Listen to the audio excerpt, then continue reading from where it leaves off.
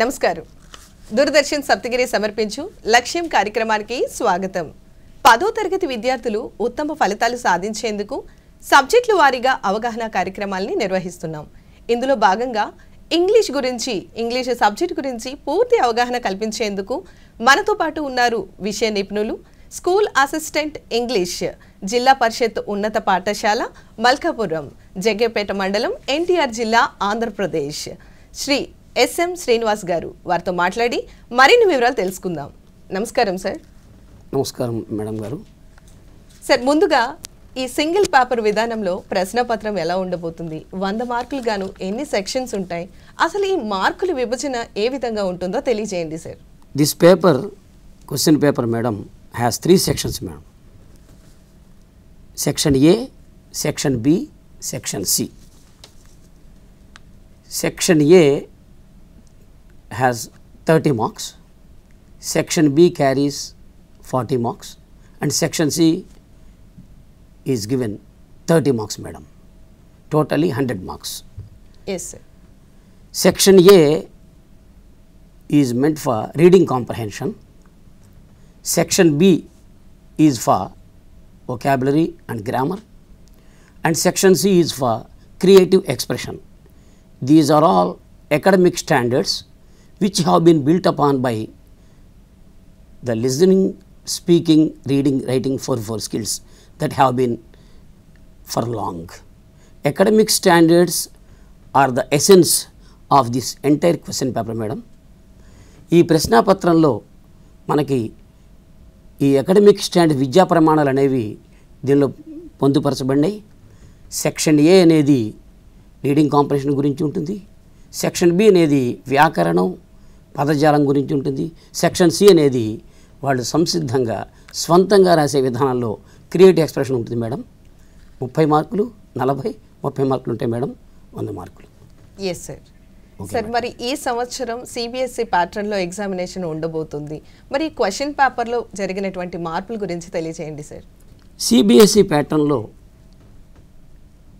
Prose section, poetry section, supplementary reader section, words and ఎక్స్ప్రెషన్లో work book ఇవన్నీ కూడా పొందుపరచబడినాయి. దీనిలో ప్రోజ్ సెక్షన్ లెసన్స్ గురించి, పొయిట్రీ కవితలు, పోయమ్స్, సప్లిమెంటరీ రీడర్ లెసన్స్, తరువాత ఈ words and expression work book completely meant for the students. ఇవన్నీ కూడా మన ప్రశ్నాపత్రంలో క్వశ్చన్ పేపర్లో భాగాలు అవుతున్నాయి. ఈ టెక్స్ట్ బుక్లోంచి జనరల్గా వీటిల్లోంచి మనకి ప్రశ్నాపత్రంలో వచ్చేది బాగా తక్కువ అనే అంశం అనేది లేకుండా టెక్స్ట్ బుక్లోంచి prose, poetry, supplementary reader, work బుక్లోంచి కూడా ప్రశ్నాపత్రంలో మార్పులు వస్తున్నాయి. ఈసారి మనకి సెక్షన్ బిలో గ్రామర్లో కొన్ని ఇంక్లూడ్ చేయడం జరిగింది, కొన్ని విషయాలు. ఆ విషయాల్లో సెక్షన్ బి అనేది డైరెక్ట్ ఇండైరెక్ట్ స్పీచ్ అనేది ఒక ముఖ్యమైన విషయంగా దాన్ని తీసుకురావడం జరిగింది. తర్వాత వుడ్ ఆబ్లిక్ యూజ్ టు అనే క్వశ్చన్ ఒకటి, నౌన్ మోడిఫైర్స్ అనే క్వశ్చన్స్ ఒకటి రావడం జరిగింది. వీటి ద్వారా విద్యార్థులు సెంటెన్స్ మేకింగ్లో, వాక్య నిర్మాణంలో ఎలా రాయగలరు, వాళ్ళు టెక్స్ట్ బుక్లోంచి నేర్చుకున్న సెంటెన్స్ కన్స్ట్రక్షన్లోంచి ఎగ్జామినేషన్లో ఆ సెంటెన్స్ ఫామ్ అయినప్పుడు వాళ్ళు ఓన్గా కానీ టెక్స్ట్ బుక్ తీసుకున్న సెంటెన్స్ ఎలా రాయగలనే విషయాన్ని టెస్ట్ చేయడం జరుగుతుంది. Yes sir. సార్, ఇప్పుడు రీడింగ్ కాంప్రహెన్షన్ ఈ యొక్క మోడల్లో ఎటువంటి ప్రశ్నలు వచ్చే అవకాశం ఉందంటారు? ముఖ్యంగా వీటిని రాసే క్రమంలో విద్యార్థులు తీసుకోవాల్సినటువంటి జాగ్రత్తల గురించి తెలియజేయండి సార్. రీడింగ్ కాంప్రహెన్షన్ అనేది ఇది ఫ్రీ జోన్ మేడం. ఇక్కడ student is given liberty to right answers. ఇక్కడ రీడింగ్ కాంప్రహెన్షన్లో మనకి ప్రోజ్లోంచి అంటే లెసన్స్లోంచి, అదే ఫస్ట్ ఫ్లైట్ అనేది రీడర్ మన మెయిన్ రీడర్ టైటిల్ అది. ఈ ఫస్ట్ ఫ్లైట్లోంచి మన లెసన్స్లోంచి క్వశ్చన్స్, ఒక కాంప్రహెన్షన్ పారాగ్రాఫ్ ఇచ్చి ఒక లెసన్లోంచి ఆ లెసన్ ఏ లెసన్లోంచి ఇచ్చిందో ఆ పారాగ్రాఫ్ కింద లెసన్ టైటిల్ నేమ్ ఇవ్వడం జరుగుతుంది. ఆ తర్వాత క్వశ్చన్స్ ఉంటాయి. ఈ క్వశ్చన్స్లో student very short answer, multiple choice questions, ఈ 3 కూడా ఇంక్లూడ్ అయ్యి ఉంటాయి. పారాగ్రాఫ్ చదివిన తర్వాత విద్యార్థి మల్టిపుల్ చాయిస్ క్వశ్చన్లో స్టూడెంట్కి he has got freedom to answer. ఇది ఫస్ట్ 2 మార్క్స్ క్యారీ అవుతాయి. ఫస్ట్ సెక్షన్ రీడింగ్ కాంప్రహెన్షన్లో ఫస్ట్ సెక్షన్కి ఇందులో 5 క్వశ్చన్స్ ఉంటాయి, 5 to 10 మార్క్స్ అక్కడ. ఇక 6th నుంచి ఉన్న 10 క్వశ్చన్స్ వరకు ఇది పొయిట్రీ మీద ఉంటుంది మేడం. ఈ పొయిట్రీలో మనకి పోయమ్స్ క్వశ్చన్స్ ఉంటాయి.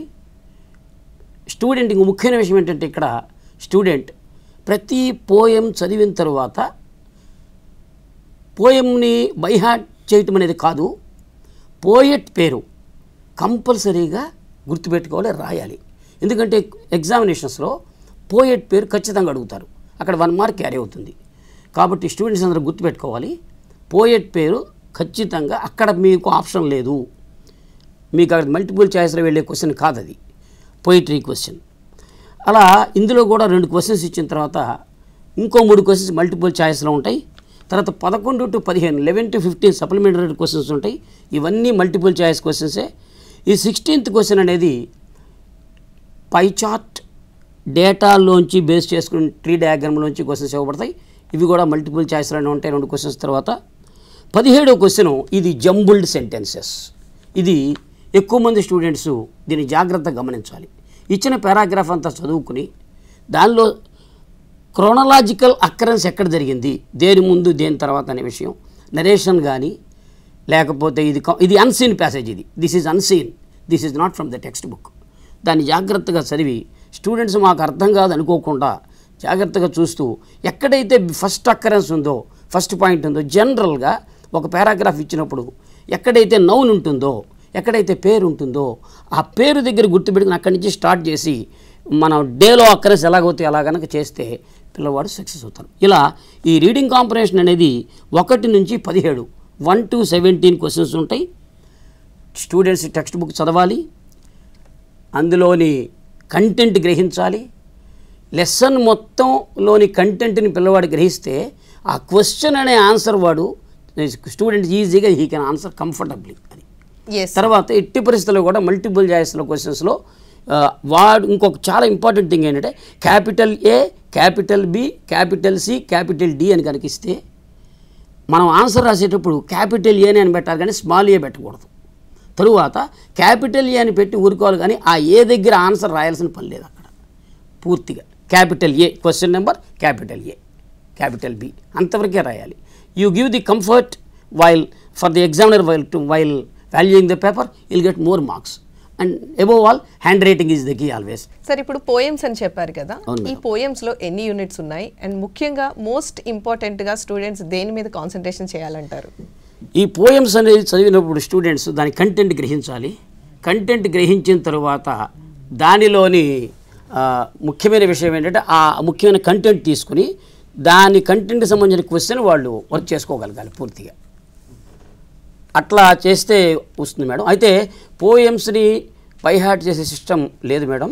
దాన్ని కంటెంట్ మాత్రం తీసుకొని అర్థం గ్రహించి దానిలోని పోయెట్ పేరు ఇందాక నేను చెప్పినట్టు రాసి ఆ తర్వాత ఉన్న కంటెంట్ ద్వారా క్వశ్చన్ ఆన్సర్స్ రాయాలి.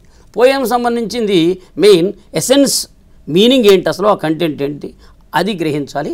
అది పోయమ్స్ గురించి. ఎస్ఆర్ సప్లిమెంటరీ రీడర్, ఇందులో ఎటువంటి క్వశ్చన్స్ వచ్చేటటువంటి అవకాశం ఉందంటారు? ముఖ్యంగా స్టూడెంట్స్ ఈ క్వశ్చన్స్ని ఆన్సర్ రాసే క్రమంలో ఎలాంటి జాగ్రత్తలు తీసుకోవాలో తెలియజేయండి సార్. సప్లిమెంటరీ రీడర్ అనేది క్వశ్చన్ నెంబర్ 11 to 15 మేడం. ఇది ఇక్కడ స్టూడెంట్కి పారాగ్రాఫ్ ఇచ్చిన తర్వాత ఈ ప్రోజ్ పోయట్రీ కంటే ఎక్కువ ఫ్రీడమ్ పిల్లవాడికి ఉంటుంది. ఇక్కడ he has been given more freedom because he has to just answer that answer according to the MCQ multiple choice questions.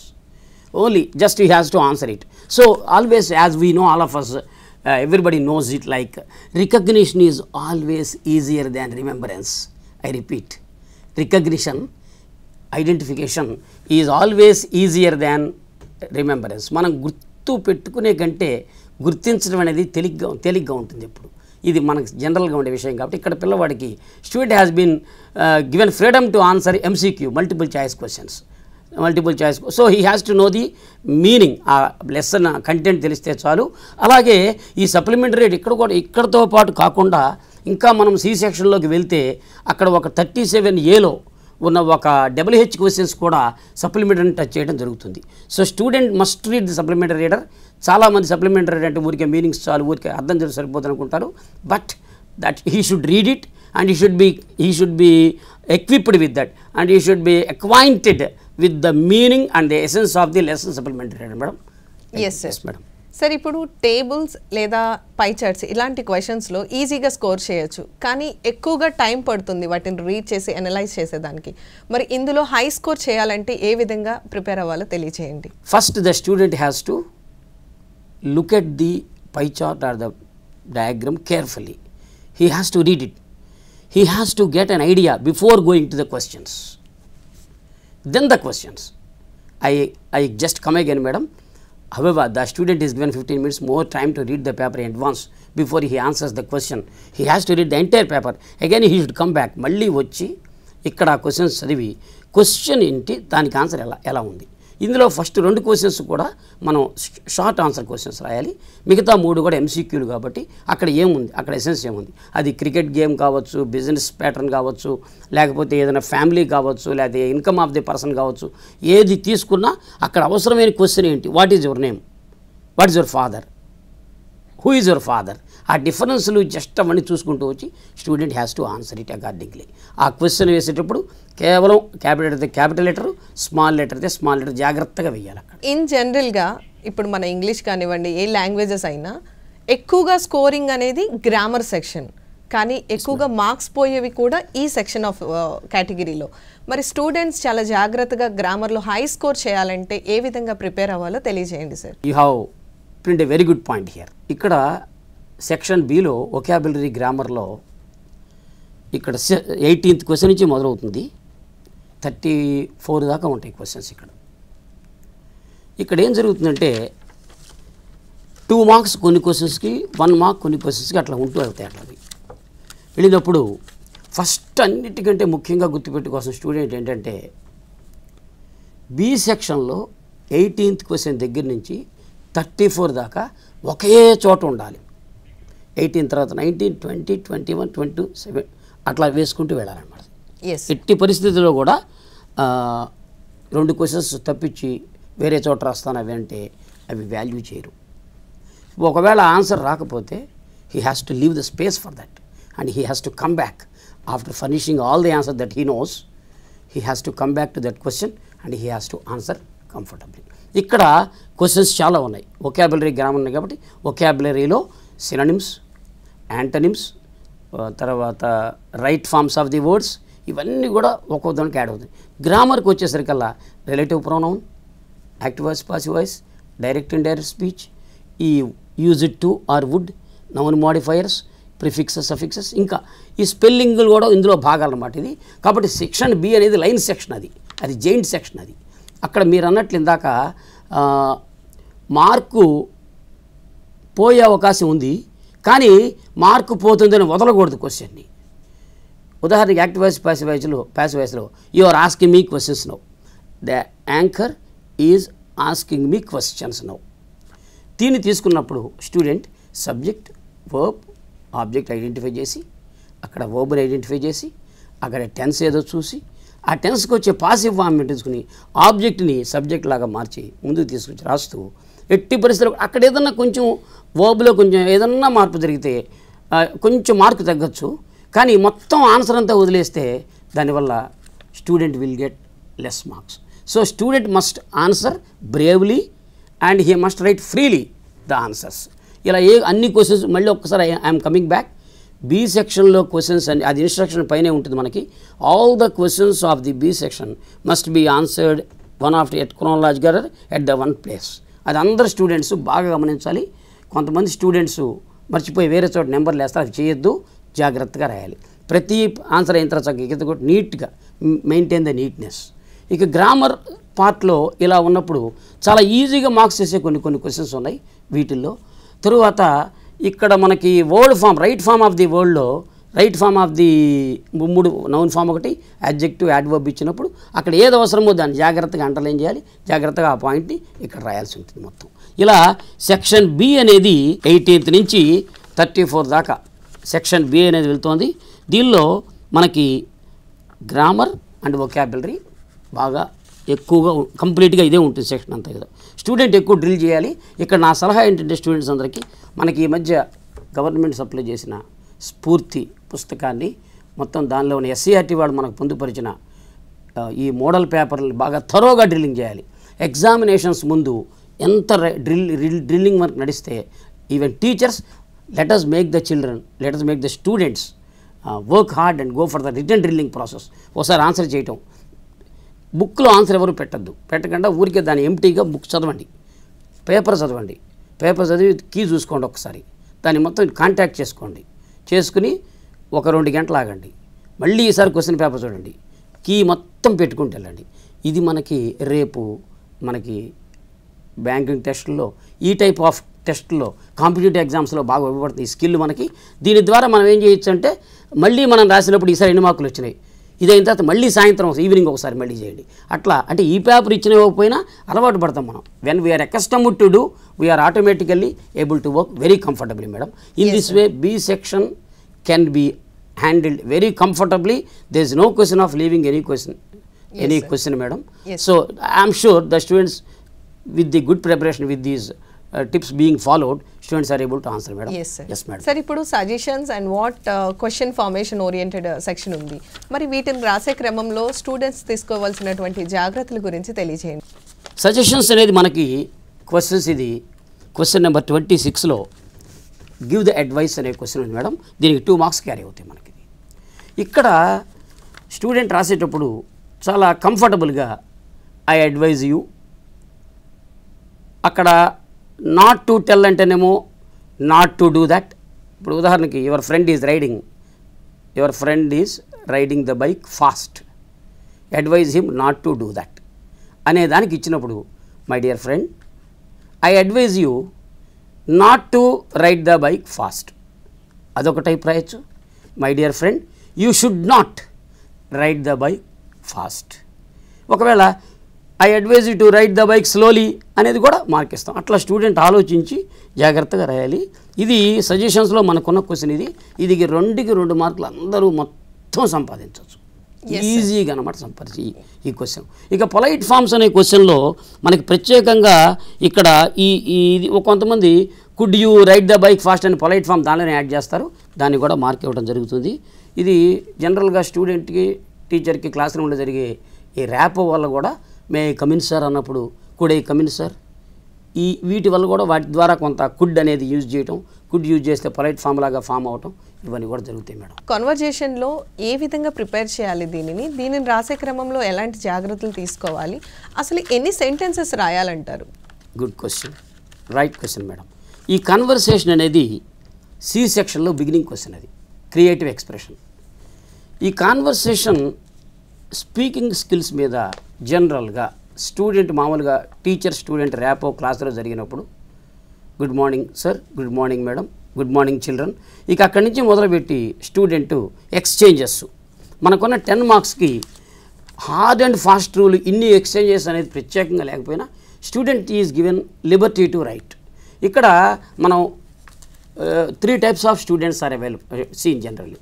There are certain students who are able to write comfortably, maybe because of English medium background, able to speak English comfortably. Some other students, they are able to write exchanges, sentences only after they reading them. వాళ్ళు చదివిన తర్వాత వాటిని గుర్తుపెట్టి రాయగలరు. కొంతమంది students అది భయం అని దాన్ని ముట్టుకోవడం కూడా జరగదు. ఈ 3 స్టూడెంట్స్కి నేను ఇచ్చే సజెషన్ ఏంటంటే, ముందు వాట్ ఎవర్ ద థింగ్ రాయండి. ఫస్ట్ రాస్తూ ఎక్స్చేంజెస్ ఫ్రెండ్ని కలిసినప్పుడు వాట్ అబౌట్ యూ, కొన్ని standard questions, how are you, కొంతమంది హౌ డూ యూ డూ. ఈ హౌ డూ యూ డూ అనే క్వశ్చన్ కనుక రాస్తే మళ్ళీ దానికి ఆన్సర్ కూడా how do you do, how do you do, how do you do. ఆ ఇంటోనేషన్లో జరిగే మార్పు వల్ల అక్కడ ఒక మార్క్ యాడ్ అవుతుంది పిల్లవాడికి. ఇలా వాట్ అబౌట్ యూ అని క్వశ్చన్ అడగచ్చు. నెక్స్ట్ ఏమో ఈజ్ ఎవ్రీథింగ్ ఓకే. జనరల్గా ఉన్న క్వశ్చన్స్ రాసుకుంటూ కొన్ని ఫార్మేషన్స్ యాడ్ చేయొచ్చు అనమాట. ఇక్కడ teachers according to their own discussions, they are able to give the students different sentences. Yes. So generally students should be, and finally, okay, thank you, have a nice day, yeah, have a nice day, let us meet again, okay, why not. ఇక్కడ finally madam discourse markers అనేవి ఈ కాన్వర్సేషన్లో బాగా ఉపయోగపడతాయి madam. ఈ discourse markers అంటే yes, why not, sure, certainly, yes, by all means, why not. ఇలా మనం కొన్ని గనక డిస్కోర్స్ మార్కర్స్ లాగా ఆన్సర్స్ లాగా ఇచ్చుకుంటూ వస్తే ఖచ్చితంగా మనకి ఇక్కడ సర్టన్లీ, ష్యూర్లీ, ఎగ్జాక్ట్లీ ఇలా ఈ యాడ్వర్బులు కనుక యాడ్ చేస్తూ వెళ్తే మనకి కొంతవాడికి క్వశ్చన్ అడిగిన దానికి ఆన్సర్ సెట్ అవుతూ ఉంటుంది చాలాసార్లు. ఇలా కాన్వర్సేషన్ టేకప్ చేయొచ్చు మేడం. సార్ ఇప్పుడు ఇందులోనే మాక్సిమం ఎన్ని సెంటెన్సెస్ రాయాలంటారు? 10 మార్క్స్ మేడం క్వశ్చన్ ఇది. సార్ ఈ 10 మార్క్స్లో మామూలుగా ఈ అడ్రస్సింగ్ తర్వాత ఫైనల్లీ ఈ కంక్లూజన్ అయిన తర్వాత అక్కడ ఉన్న కంటెంట్ని బట్టి అక్కడ ఇచ్చిన థీమ్ ఏదైనా ఆ థీమ్ అనేది థిమాటికల్ బేసిస్ వెరీ ఇంపార్టెంట్ మేడం. రాసుకుంటూ వెళ్ళొచ్చు, కానీ అక్కడ ఉన్న థీమ్ని కూడా కొంచెం సెట్ చేయాలి, దాన్ని ఇక్కడ ఈ కాన్వర్సేషన్లో పెట్టగలగాలి తీసుకొచ్చి. కాబట్టి నేనైతే 10 ఎక్స్చేంజెస్ అయితే బాగుంటుంది మేడం. ఈ 8 అయినా పర్వాలేదు, అంతవరకు చేయొచ్చు. 10 అంటే 20 అయినాయి, కానీ కొంతమంది స్టూడెంట్స్ ఊరికి చిన్నవి రాసేసేసి ఇచ్చేస్తారు. అట్లా కాకుండా సెంటెన్స్ని కొంచెం లెంగ్తీగా రాసే కెపాసిటీ ఉన్నప్పుడు రాసుకోవచ్చు. Yes sir. సార్ ఇప్పుడు లెటర్ రైటింగ్ ఏ విధంగా రాయాలి, ఒక ఎగ్జాంపుల్తో వివరించండి sir. Yes madam, letter writing ఇది చాలా కన్వెన్షనల్ క్వశ్చన్. ఇది చాలా almost 3rd, 4th class, 5th class నుంచే లెటర్ రైటింగ్ అనేది మనకి అనేక రకాలు ఉంటూ వచ్చింది. ఈ లెటర్ రైటింగ్లో ఉన్న స్టాండర్డ్ ఫామ్స్ గుర్తుపెట్టుకోవాలి ఫస్ట్. Yes sir. ఫస్ట్ మనకి లెటర్ అనేది ఇచ్చింది ఫార్మల్ లెటరా, ఇన్ఫార్మల్ లెటరా. ఇన్ఫార్మల్ లెటర్ అంటే అది relations, friends, family. Informal personal అంటారు దాన్ని. ఇక్కడ ఫ్యామిలీ అంటే ఫ్యామిలీకి సంబంధించిన people, father, mother, brother, sister, grandpa, grandma, uncle, aunt, nephew, niece, ఇవన్నీ కంప్లీట్గా కజిన్. ఇవన్నీ కూడా ఈ కజిన్ అనే విషయంలో నేను అందరికి ఒక విషయం గుర్తు చేస్తున్నాను. కజిన్ సిస్టర్ అంటారు చాలామంది, కజిన్ బ్రదర్ అంటారు. కజిన్ అనే దాంట్లోనే బ్రదర్ ఉంటారు, సిస్టర్ ఉంటారు. కాబట్టి కజిన్ తర్వాత మళ్ళీ సిస్టర్ అనక్కర్లా, కజిన్ అంటే సార్. ఎందుకంటే మనం సెంటెన్స్ రాస్తాం మై డియర్ కజిన్ అన్న తర్వాత ఇక్కడ కనుక షీ వస్తే నెక్స్ట్ సెంటెన్స్లో ఆమె సిస్టర్ అని, తర్వాత హీ కనుక వస్తే ఆమె బ్రదర్ అని మనం ఆటోమేటిక్గా అర్థం చేసుకుంటాం. కాబట్టి కజిన్ పక్కన ఏ రకమైన రిలేషన్ రాయక్కర్లేదు. ఇవన్నీ కూడా informal personal letter madam. Personal లెటర్కి వచ్చేసరికల్లా మామూలుగా స్టేషన్ డేట్ ఇచ్చిన తర్వాత మనకి డైరెక్ట్గా అడ్రస్సింగ్ వెళ్తుంది మేడం, మై డియర్ అనేసి. అక్కడ మనకి how are you, I'm fine, I hope that you are also fine, I'm doing well, how are you doing, I'm preparing for my examinations seriously, I received your letter and noted the contents. ఇవన్నీ కూడా ఇన్ఫార్మల్ లెటర్లో first పారాగ్రాఫ్లో. కొంతమంది దీన్ని మార్చి safe and hope are same with you అంటారు. కొంతమంది లాంగ్వేజ్ పెంచి I hope my letter this letter finds in robust health, cheer అని డిఫరెంట్ వొకాబులరీ మంచిగా పెట్టి రాయగలరు. ఇలా ఫస్ట్ పారాగ్రాఫ్ అంతా కూడా రిలేషన్స్ మీద ఉంటుంది. నెక్స్ట్ పారాగ్రాఫ్లో in this letter I am going to అని అక్కడి నుంచి ఏదైతే అక్కడ ఆయన కంటెంట్ ఇచ్చారో దాన్ని యాడ్ చేయాలి. అక్కడ తీసుకొచ్చి సెంటెన్స్ ఓన్గా రాయొచ్చు, లేకపోతే యాడ్ చేసి అక్కడి నుంచి ఆ పారాగ్రాఫ్ ఎండ్ అయిన తర్వాత convey my best wishes to one and all there అని, కొంతమంది my regards to elders and my kisses to kids and అని జనరల్గా ఇవన్నీ కూడా యాడ్ అవుతాయి. అవైటింగ్ యువర్ ఎర్లీ రిప్లై అనేది ఇదంతా కూడా కంప్లీట్గా informal letter to friend, letter to ఫ్యామిలీకి ఉపయోగపడుతుంది. తర్వాత ఇక్కడ యువర్స్ లవింగ్లీ ఒకవేళ యువర్స్ లవింగ్లీ రాయలే, యువర్స్ లవింగ్ అని ఫ్రెండ్, లేకపోతే అన్నిటికంటే యువర్స్ లవింగ్లీ హై. యువర్స్ అన్నప్పుడు ఆర్కి ఎస్కి మధ్యలో అపోస్ట్రఫీ ఇవి ఉండకూడదు, గుర్తుపెట్టుకోవాలి, బాగా ఇంపార్టెంట్ ఇది. యువర్స్ లవింగ్లీ అంతే, కంప్లీట్ ఒక వర్డ్. ఇది డేటివ్ కేసు, ఇది యూ అనే ప్రొనౌన్కి డేటివ్ కేసు ఇది యువర్స్. అనేది యువర్స్ లవింగ్లీ అని కామా పెట్టి తర్వాత నెంబర్ వేసి ఇక్కడ అడ్రస్ ఆన్ ది ఎన్వలప్ రాయాలి. అడ్రస్ ఆన్ ది ఎన్వలప్ అని రాసి ఆ ఫ్రెండ్ అడ్రస్ అవంతా కూడా రాసుకోండి లెఫ్ట్ హ్యాండ్ డౌన్లో. ఇదంతా ఇన్ఫార్మల్ లెటర్, కంప్లీట్లీ ఇది పర్సనల్ లెటర్ ఇది. నెక్స్ట్ ఫార్మల్ లెటర్కి వస్తే ఈ రెండింటిని గమనించాలి. ఒకేసారి 2 లెటర్లు దగ్గర పెట్టుకుంటే దాంతో మనం అండర్స్టాండ్ ఎక్కువ అవుతుంది బాగా. ఇక్కడ స్టేషన్ డేట్ వేసిన తర్వాత ఇక్కడ ఫార్మల్ లెటర్ అనేది అఫీషియల్ లెటర్. ఇది అఫీషియల్ లెటర్ అంటే ఎవరికైనా మేనేజర్కి, లేకపోతే పోలీస్మన్కి, లేకపోతే హెడ్ మాస్టర్ సార్కి, క్లాస్ టీచర్కి, ఏదైనా బుక్ షెల్లర్కి, ఇవన్నీ వాటన్నిటికి కూడా మనకి ఇది ఫార్మల్ లెటర్ అనేది ఇంపార్టెంట్ అవుతుంది. దీనికి అడ్రస్ ఫ్రమ్ అడ్రస్ ముందు రాసేసి తర్వాత 2 రాయాలి. 2 రాసిన తర్వాత 80% కూడా కింద కామా పెట్టకూడదు. 2 తర్వాత కామా పెడితే 6 మార్క్ కట్ అవుతుంది అక్కడ కంప్లీట్గా. 2 తర్వాత అక్కడ రాసేసి నెక్స్ట్ అప్పుడు సర్ మేడం రాసిన తర్వాత సబ్జెక్ట్ రాయాలి. ఈ సబ్జెక్ట్ అనేది part of the body of the letter. Official లెటర్లో చాలామంది సబ్జెక్టు రిఫరెన్స్ రాసిన తర్వాత సర్ పెడతారు, తప్పది. సర్ అని రాసి సబ్జెక్ట్. ఈ సబ్జెక్ట్ అనేది ఏంటంటే అక్కడున్న థీమ్ ఏదైతే ఉందో ఆ థీమ్ని మనం తీసుకుని అప్లయింగ్ ఫర్ ది జాబ్, లేకపోతే రిక్వెస్టింగ్ ఫర్ ది లీవ్, అలా డిఫరెంట్ క్యాషన్ రాసి రిక్వెస్ట్ రిగార్డ్స్ రిఫరెన్స్ అనేసరికి రిఫరెన్స్ ఏంటంటే మనం ఎక్కడి నుంచి అయితే రిఫరెన్స్ ఆ రిఫరెన్స్ సబ్జెక్టు రిఫరెన్స్ 2 కూడా part of the body of the letter in official letter. అప్పుడు with subject to the reference cited above అని రాసి ఆ తర్వాత నెక్స్ట్ పారాగ్రాఫ్లో మనం ఏం చెప్పదలుచుకున్నామో అదంతా రాసిన తర్వాత ఇక్కడ I await your early favour, thanks of lots for this favour అని రాసి ఇక్కడ యువర్స్ ఫెయిత్ఫుల్లీ. అక్కడ సిన్సియర్లీ అని రాస్తారు. అక్కడ జనరల్గా సిన్సియర్లీ రాయాలంటే అడ్రస్సింగ్లో మనం ఎవరినైతే లెటర్ రాస్తున్నామో వాళ్ళని మనం మిస్టర్ మిసెస్ నేమ్ మెన్షన్ చేసి రాయాలి.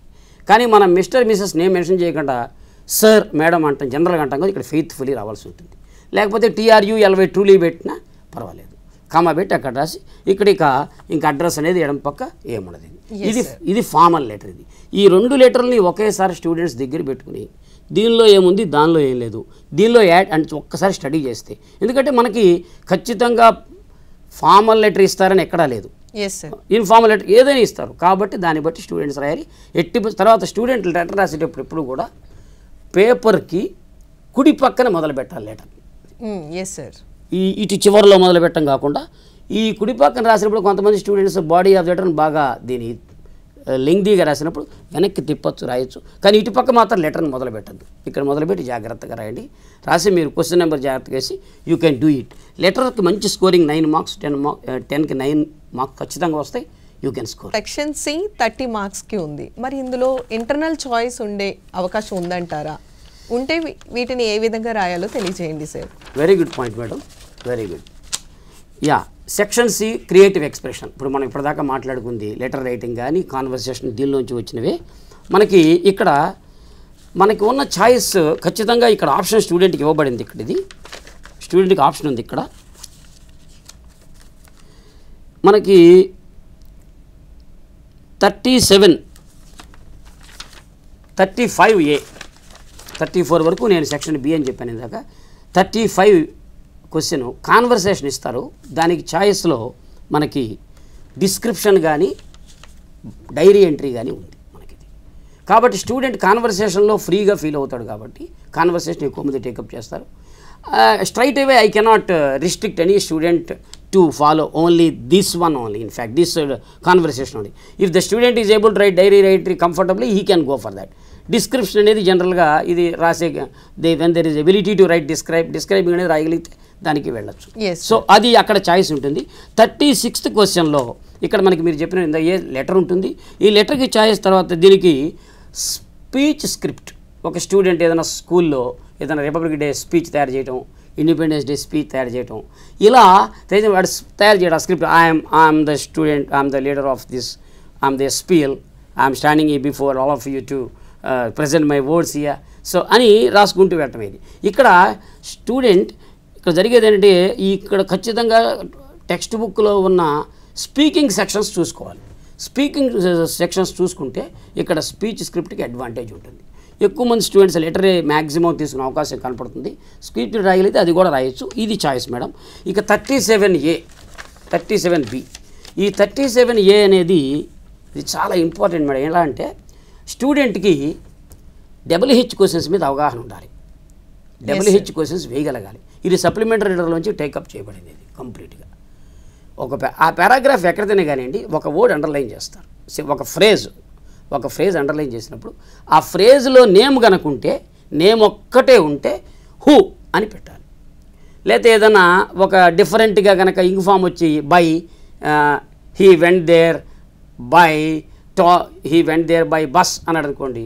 బై బస్ అంటే by bus, he went there, where did he go అది బై బస్ అనేసరికి ఎలా వెళ్ళాడు, బై బస్ వస్తుంది. కాబట్టి అక్కడ హౌ అనేది వస్తుంది. సో స్టూడెంట్స్ అందరూ కూడా WH క్వశ్చన్స్ మొత్తం WHలో ఉన్న what, where, when, why, who, whose, whom, which, తర్వాత H క్వశ్చన్స్లో how many, how much, how far, how long, how often, ఇవన్నీ కూడా స్టూడెంట్స్ బాగా వర్కౌట్ చేసుకుని ఆ క్వశ్చన్ ఇక్కడ ఇన్కార్పొరేట్ చేయగలగాలి.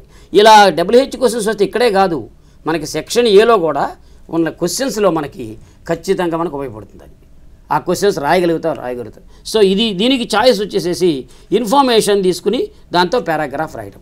ఒక పారాగ్రాఫ్ ఇచ్చి ఆ పారాగ్రాఫ్లోంచి రాయాలంటే పారాగ్రాఫ్లో ఉన్న ఇన్ఫర్మేషన్ మొత్తం కూడా ఇక్కడ ఉన్న టేబుల్లో ఇన్ఫర్మేషన్ అంతా కూడా పారాగ్రాఫ్లో చూపించాలి. అది సెంటెన్స్ లాగా ఉండాలి. ఒక వర్డ్ లాగా రాసి ఊరుకోవటం కాదు. అది ఒక సెంటెన్స్ మొత్తాన్ని సబ్జెక్ట్ వర్బ్ ఆబ్జెక్టివ్ తీసుకుని రాయగలిగితే దీన్ని తీసుకోవాలి. వాస్తవంగా ఇది టేబుల్లోంచి చూసి రాసేది ఈజీగానే కనపడుతుంది మనకి, కానీ రాయగలిగితే బట్ ఇక్కడ మన క్వశ్చన్ కనుక ఫార్మేట్ చేయగలిగితే WH క్వశ్చన్స్ కనుక మనం వర్కౌట్ చేస్తే ఒక్కొక్క దానికి 2 మార్కులు ఉంటుంది. అక్కడ మనం పెట్టాల్సిన ఎఫర్ట్ ఏమో బాగా తక్కువ, 5లో 10, దానికి 5 to 10. ఇక్కడ కొంచెం డిస్క్రైబ్ ఎక్కువ చేయాల్సి ఉంటుంది. కాబట్టి స్టూడెంట్కి ఇక్కడ ఖచ్చితంగా ఇది అతని యొక్క విల్లింగ్నెస్ని బట్టి, అతనికి ఉన్న కంఫర్ట్ని బట్టి, అబిలిటీని బట్టి రాసే అవకాశం. ఇలా సెక్షన్ C అనేది 3, 10 or 30 ఇలా మొత్తం ఇది కంప్లీట్ క్రియేట్ ఎక్స్ప్రెషన్ మీద వచ్చింది. సార్ ఇందులో చాయిస్ ఉందా సార్? ఉంది మనం ఇప్పుడు చెప్పే. ఇక్కడ 35 క్వశ్చన్లో కాన్వర్సేషన్కి చాయిస్ డైరీ ఎంట్రీ, 36లో లెటర్కి చాయిస్ స్క్రిప్ట్ ఫర్ స్పీచ్. అది నెక్స్ట్ 37లో చాయిస్ WH క్వశ్చన్స్ ఫామ్ చేయడానికి చాయిస్ టేబుల్లోంచి పారాగ్రాఫ్ తయారు చేయడం. ఇది డిస్క్రిప్షన్ కింద వెళ్తుంది. ఇలా క్రియేటివ్ ఎక్స్ప్రెషన్ అనేది completely students freedom madam. Yes madam. Sir ఇప్పుడు 100 marks question paper section A-B-C sir కొంతమంది స్టూడెంట్స్ చాలా కన్ఫ్యూజన్గా ఫీల్ అవుతారు. గ్రామర్ ముందు అటెంప్ట్ చేయాలి ఆర్ క్వశ్చన్స్ ముందు అటెంప్ట్ చేయాలి. అసలు పేపర్ ప్యాటర్న్లో తీసుకున్న తర్వాత రీడ్ చేసిన తర్వాత ఏ విధంగా స్టార్ట్ చేయాలో తెలియజేయండి sir. That's a good lead for the children students. Sir ఇక్కడ స్టూడెంట్స్ ముందు పేపర్ 15 minutes మొత్తం చదివిన తర్వాత జనరల్లీ సెక్షన్ A అనేది ఫస్ట్ హ్యాండిల్ చేయటం అనేది అది ఫ్రీ జోన్ అనమాట. అది ఫస్ట్ పారాగ్రాఫ్ చదివిన తర్వాత ఆ పారాగ్రాఫ్లో ఉన్న కంటెంట్ ఈ కింద క్వశ్చన్స్లో కొన్ని వర్డ్స్ ఎక్కడ లింక్ అప్ అయినాయి, ఎక్కడ దానికి సరిపోయిందని చూసుకుని దాన్ని బట్టి స్టూడెంట్ ఆన్సర్ రాయగలగాలి. తర్వాత ఈ ఫ్రీ జోన్ రాసేటప్పుడు ఈ prose comprehension passage, poetry comprehension passage and supplementary comprehension passage ఇవన్నీ కూడా మొత్తం ప్యాసేజ్లే. కాబట్టి స్టూడెంట్ ఫస్ట్ బయట నుంచి వచ్చిన స్టూడెంట్ వెంటనే ఆవేశపూరితంగా తయారవ్వకుండా, ఫ్రీగా ఎమోషనల్గా ఉండకుండా, హాయిగా లిబర్టీగా చక్కగా ఫ్రీడమ్గా చదువుకుని వాటిని రాసేది. కాబట్టి సెక్షన్ Aని ముందు టేకప్ చేయాలి. సెక్షన్ A చక్కగా టేకప్ చేసిన తర్వాత ఇక అందులో నెక్స్ట్ తర్వాత ఉన్న ఈ పారాగ్రాఫ్ పై చార్ట్. ఇక జంబుల్డ్ సెంటెన్స్లో నేను చెప్పినట్టు క్వశ్చన్ నెంబర్ 17లో స్టూడెంట్ ఏంటంటే అక్కడ ఉన్న మొత్తం కాన్సిక్వెన్స్ చదువుకొని అక్కడ ఎక్కడైతే బిగినింగ్ సెంటెన్స్ ఉంటుందో ముందు దాన్ని గ్రహించగలగాలి. జనరల్గా నౌన్స్ని జాగ్రత్త వర్క్ చేయాలి. అక్కడ రాసేటప్పుడు కూడా షార్ట్గా రాయాలి. వాటిని ఎక్కువ మొత్తం రాయకుండా జాగ్రత్తగా నెంబరింగ్ వేస్తే సరిపోతుంది. అక్కడ ABCD నెంబరింగ్. నెక్స్ట్ ఇంకోటి ఏంటంటే ఆ తరువాత సెక్షన్ Bకి వెళ్ళాలి. నేను ఇందాక చెప్పినట్టు సెక్షన్ B అనేది రాసేటప్పుడు నెంబరింగ్ అంతా ఒకే చోట ఉండాలి. అది ఆన్సర్ రాకపోయినా ఆగాలి, క్వశ్చన్ నెంబర్ అయితే వేయాలి. అలా స్టూడెంట్ సెక్షన్ Aని ముందు మొదలు పెట్టాలి, రాయాలి. సెక్షన్ Bని తర్వాత తీసుకోవాలి. సెక్షన్ C అనే దానికి student at least more than half an hour దగ్గర ఉంచుకోవాలి. More than half an hour దగ్గర ఉంచుకుంటే ఆటోమేటిక్గా దాన్ని ఫ్రీగా రాసే అవకాశం ఉంటుంది. ఏ క్వశ్చన్ని కూడా వదలకుండా చక్కగా రాసి ఎక్కువ చివరికి ఏమవుతుందంటే చివరికి వచ్చిన స్టూడెంట్ ఒక 10 minutes స్టూడెంట్ రీచెక్ ఛాన్స్ ఉంచుకోవాలి. రీచెక్ ఎందుకంటే మొత్తం నేను రాశానా లేదా. కొంతమంది సెక్షన్ బిలో నెంబర్ వేసి అన్నీ ఒక చోట రాయమన్నారు కదా అని చెప్పి నెంబర్ వేసి దాన్ని వదిలేసి వెళ్ళిపోతారు మర్చిపోయి. అలా కాకుండా ఆ క్వశ్చన్ తెలిసే ఉంటుంది. సెక్షన్ బిలో క్వశ్చన్స్ అన్నీ కూడా బాగా దగ్గర అన్నీ లింక్ అయ్యి ఉంటాయి కాబట్టి దేని తర్వాత ఇది. My ardent advice for all the students is please before the examinations please get the question numbers thoroughly first. ఎందుకంటే there is no question of changing ఈ questions content. For example I just come to you in B section. In B section there is question number 28 question antonyms.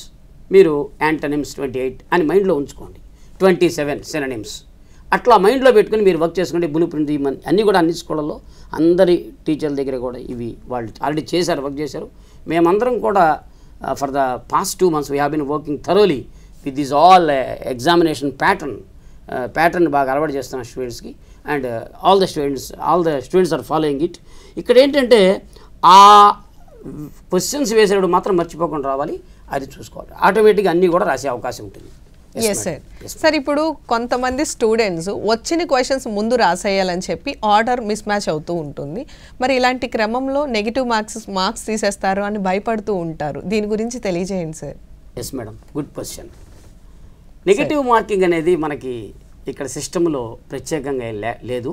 కానీ మనకి fair instruction, strict instruction in the question paper మీదే you must write all the questions of B section at the same place without going for the jumbled order అని ఉంది. So ఇప్పుడు section ఏలో అనేది question number 1 నుంచి ఈ 17 వరకు ఈ ఉన్న క్వశ్చన్స్ కొంచెం ఒకటి అంటే ఇక్కడ ఇంకొక చిన్న విషయం ఉంది. ఇప్పుడు క్వశ్చన్ 1 to 5 ప్రోజ్ పారాగ్రాఫ్లోంచి వచ్చింది. ఈ ప్రోజ్ పారాగ్రాఫ్ క్వశ్చన్స్ 1 నుంచి 5 మొదలుపెట్టిన తర్వాత అయిపోవాలి అక్కడే. అక్కడ 5 అక్కడే రాసేయాలి ఆన్సర్లు. అంతేగాని ఇందులో 1, 2 రాసి మళ్ళీ ఇంకో చోట నేను సెక్షన్ ఏ అని పెట్టి మళ్ళీ అట్లా రాస్తానంటే కుదరదు. అది ఒక క్వశ్చన్కి సంబంధించిన ఆ క్వశ్చన్స్ అన్నీ అక్కడ రాసేసేయాలి. ఒకవేళ నువ్వు పోయం క్వశ్చన్ కొంచెం టైం తీసుకుంటే దాన్ని ఆపిన సప్లిమెంటరీ రాసిన 11 to 15 వేయచ్చు. కానీ బట్ ఒక సెక్షన్లో ఒక క్వశ్చన్లో ఉన్న ఈ క్వశ్చన్స్ అన్నీ కూడా పారాగ్రాఫ్ ఒకే చోట రాయాల్సి వస్తుంది. ఇది కేవలం ఏ సెక్షన్కి కొంచెం ఫ్రీడమ్ ఉంది, కానీ బి సెక్షన్ మాత్రం అసలు అవకాశమే లేదు. ఇన్స్ట్రక్షన్ అది నువ్వు ఆన్సర్ రాకపోయినా this is the third time I'm telling. So question 18 దగ్గర నుంచి 34 వరకు నెంబరింగ్ వేసుకు వెళ్ళిపోవాలి. నెంబరింగ్ అంటే ఒక్కోసారి స్పేస్ ఈజ్ నాట్ ఇనఫ్. నువ్వు గబుక్కులు ఒకే లైన్స్ రెండు లైన్లు రాయాల్సి వస్తుంది కాబట్టి అప్పుడప్పుడు అక్కడ జాగ్రత్త. తర్వాత రెండోది ఏదైనా ఒకవేళ నువ్వేమైనా కొట్టేయాల్సి వస్తే అక్కడ నువ్వు జస్ట్ మరీ భయంకరంగా కొట్టేయకుండా దాన్ని స్ట్రక్ ఆఫ్ బై మీ అని ఊరికే రాసి అవకాశం ఉంటుంది లెటర్ సిగ్నేచర్ అట్లా మరి అది ఏదనిపిస్తుంది అక్కడ రాసి క్వశ్చన్ నెంబర్ మాత్రం కరెక్ట్గా ఉండాలి. బి సెక్షన్ క్వశ్చన్స్ అన్నీ ఒకే చోట ఉండాలి, ఒకేసారి రాయాలి. ఒకవేళ నువ్వు తర్వాత రాసినా ఆ క్వశ్చన్ నెంబర్ స్పేస్ అక్కడ వదులుకుని మళ్ళీ తర్వాత రాయాలి మేడం. Yes madam. సార్ ఇప్పుడు టైం మేనేజ్మెంట్ ఏ సెక్షన్కి ఎంత టైం కేటగిరీస్ చేయాలి అనేది అప్రాక్స్గా చెప్పండి sir. This is a wonderful question madam. ఎందుకంటే టైం మేనేజ్మెంట్ అనేది ఇప్పుడు నేను ఐఎమ్ గివింగ్ దిస్ ఇంటర్వ్యూ. ఈ టైం మేనేజ్మెంట్లో నేను ఇప్పుడు ఎలా ఫాలో అవుతానని ఇప్పుడు ఇక్కడ నా ముందు 37B క్వశ్చన్స్ ఉన్నాయి. మీరు అడిగేటప్పుడు నేను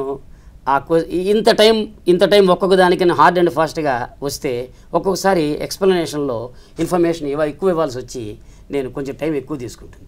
ఇది నేను ఇప్పుడు చేసేదే మీకు ఎగ్జాంపుల్. ఇక్కడ తర్వాత ఏమవుతుంది, మీరు చేసేది అక్కడ రాసేటప్పుడు సాధ్యమైనంత వరకు హ్యాండ్ రైటింగ్ వెరీ ఇంపార్టెంట్. అక్కడ హ్యాండ్ రైటింగ్ ఇంపార్టెంట్. ఎట్లా అంటే కొంతమంది ఫస్ట్ చాలా నీట్గా రాసి మధ్యలోకి వెళ్ళిన తర్వాత గబగబా రాసేస్తారు.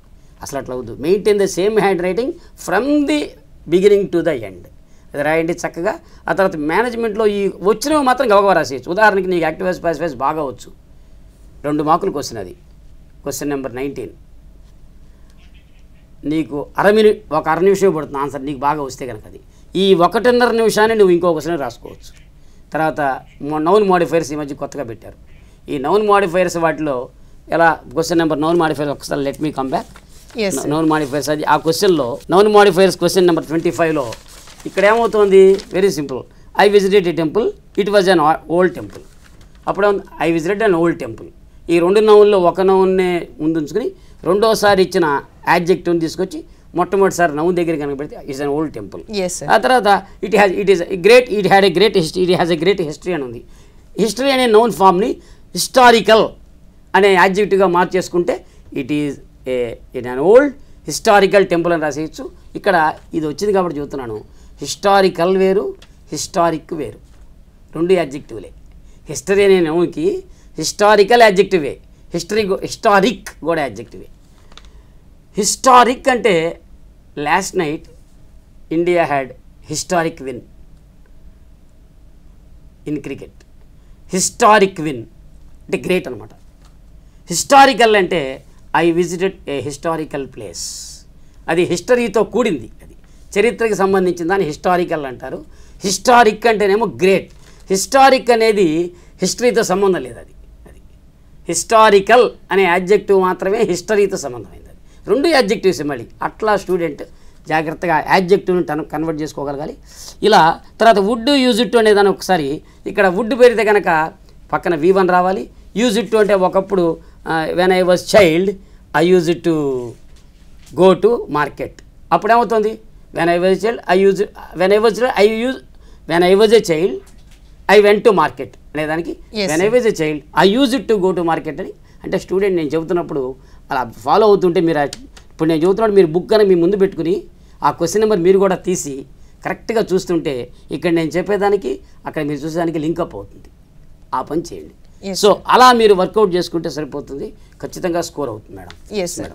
సార్ ఇంగ్లీష్లో మ్యాక్సిమం స్కోర్ రాదు అని అంటూ ఉంటారు ఇన్ జనరల్గా స్టూడెంట్స్ యొక్క సైకాలజీ, ఎందుకంటే స్పెల్లింగ్ మిస్టేక్స్ అనేవి చాలా ఎక్కువగా ఉంటాయని. మరి ఇందులో భాగంగా స్పెల్లింగ్ మిస్టేక్స్ లేకుండా ఏ విధంగా ప్రిపేర్ అయ్యి రాయాలంటారో తెలియజేయండి సార్. Yes madam. స్పెల్లింగ్ అనేది ఎప్పుడూ కీనే ఇంగ్లీష్లో.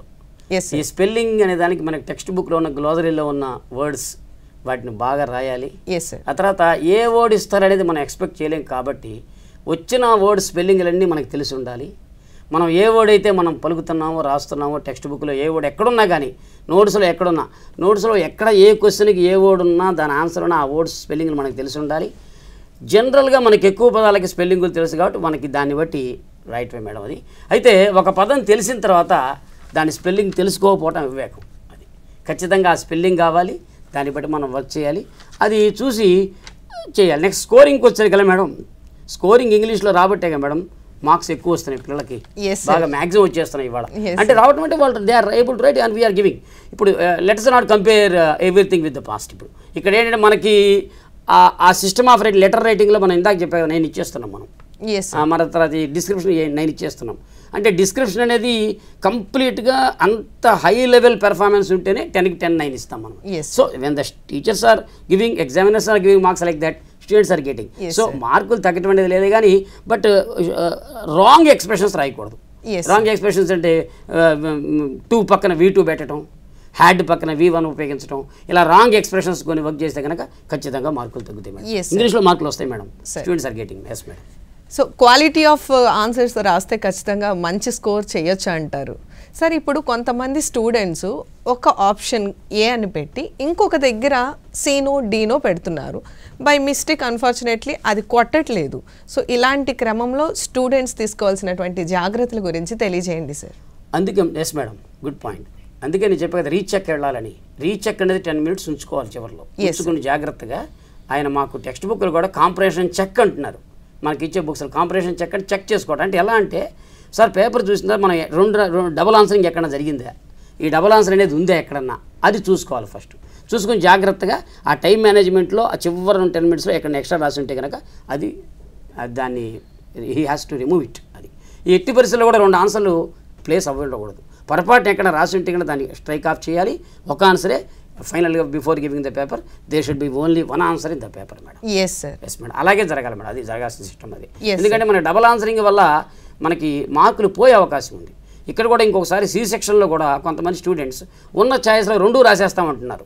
2 రాకుండా choose the best one exactly నీకు ఏది అకార్డింగ్ టు. ఇప్పుడు మనకి మరొకసారి ఇప్పుడు మనకి క్రికెట్లో కూడా ఫస్ట్ కెప్టెన్కి బ్యాటింగ్గా బౌలింగ్ అంటారు, అంతేగాని ఆయనకు ఆప్షన్ ఉండదు. అక్కడ టక్కన ఒకటి ఎంచుకుంటారు, దానికి స్టిక్ అవటమే ఆయన.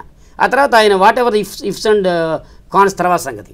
బట్ ఇక్కడ ఇలా కూడా ఖచ్చితంగా స్టూడెంట్ ఒక ఆన్సర్ని కరెక్ట్గా ఎంచుకోవాలి, దాన్నే జాగ్రత్తగా. అందుకే he has to attempt the question which he is good at, చూసుకోవాలి జాగ్రత్తగా. సార్ చివరిగా 10th class English subject examination రాయబోతున్నటువంటి స్టూడెంట్స్కి మరియు వారి యొక్క పేరెంట్స్కి మీరు ఇచ్చేటటువంటి సూచనలు సలహాలను తెలియజేయండి sir. This is the last question, but not the least.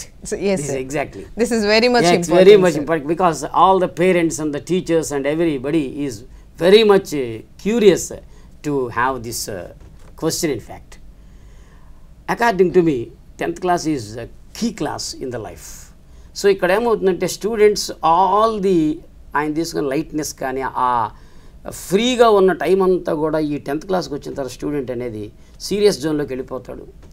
ఆటోమేటిక్గా పేరెంట్స్లో ఆ ఇంప్రూవ్మెంట్, పేరెంట్స్ థింకింగ్, తర్వాత స్టూడెంట్స్ రెస్పాన్సెస్, టీచర్స్ అన్నీ కూడా 10th అనేసరికల్లా psychologically they are bent madam. So ఇక్కడ స్టూడెంట్ ఎక్కువ మార్కులు సంపాదించాలంటే నా సెషన్స్ కొన్ని సైకలాజికల్తో ఉన్నాయి, కొన్ని ఏమో అకాడమిక్, కొన్ని ఏమో మన ఇంగ్లీష్ సంబంధించింది. ఇది up to know I have seen what English is. So నేను నమ్మేది ఏంటంటే ఏ ఎగ్జామినేషన్ అయినా ఉన్నప్పుడు స్టూడెంట్ జనరల్గా ఎగ్జామినేషన్ ముందు ఏ రకమైన డిస్టర్బెన్స్కి ఇవ్వకూడదు. ఎగ్జామినేషన్ రేపు ఎక్కువ ఇన్వాల్వ్ అవ్వకూడదు. ఏది కూడా చాలా కూల్ మైండ్గా, ఫ్రీగా, చక్కగా హాయిగా ఎగ్జామినేషన్ రాసేటట్టు ఉండాలి. తర్వాత ఏమో ఏ రకమైన కాన్వర్సేషన్స్ పెట్టుకోకూడదు ఫ్రెండ్స్తో. అప్పుడు చక్కగా రాయాలి. తనకు వచ్చిన కంటెంట్ తను ఆలోచించుకుంటూ జాగ్రత్త ఎగ్జామినేషన్కి వెళ్ళాలి. ఎగ్జామినేషన్ అయిన తర్వాత మాత్రం కొంచెంసేపు షేరింగ్ కావాలంటే చేసుకోవచ్చు, కానీ ముందు నువ్వు షేరింగ్ అని కూర్చునే నువ్వు రాయాల్సింది అక్కడ మిస్ అవుతావు.